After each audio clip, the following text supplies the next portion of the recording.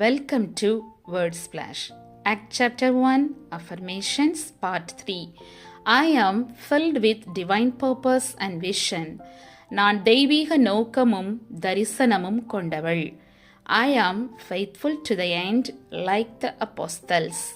அப்போஸ்தலர்கள் போல நான் கடைசி வரை விசுவாசம் உள்ளவள். I walk in the same power that raised Jesus. இயேசுவை உயிர்த்தெழுப்பிய அதே வல்லமையில் நான் நடக்கிறேன். God's Spirit gives me wisdom to choose rightly.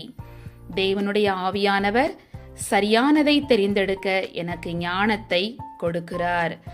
I am led by the Holy Spirit every day. நான் தினமும் பரிசுத்த ஆவியால் வழிநடத்தப்படுகிறேன்.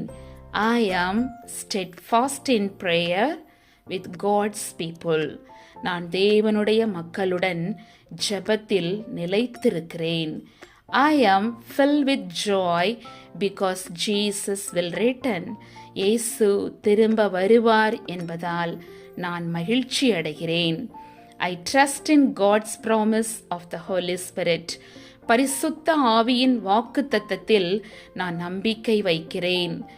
My faith begins where my understanding ends. என் விசுவாசம் என் புரிதல் முடிவடையும் இடத்தில் தொடங்குகிறது. I live as a witness of Christ's resurrection power.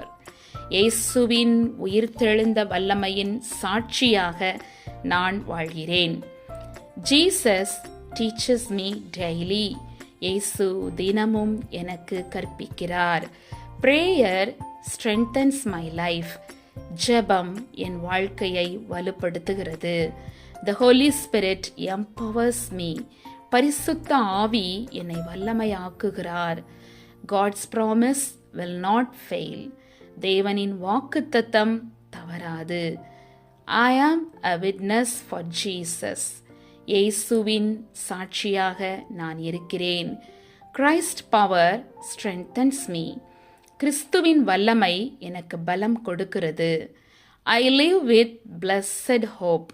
ஆசீர்வாத நம்பிக்கையுடன் நான் வாழ்கிறேன். Prayer is my strength. ஜெபமே என் பலம். I am Christ's witness. நான் கிறிஸ்துவின் சாட்சி. God's promises never fail. தேவனின் வாக்குகள் ஒருபோதும் தவறாது. ஹல்லேலூயா. இதுவரைக்கும் நம்ம கேட்டது எல்லாமே அப்போஸ்தலர்கள் 1ஆம் அதிகாரத்திலிருந்து நாம் படைத்தவைகள். தேவனுக்கு மகிமை செலுத்துகிறேன்.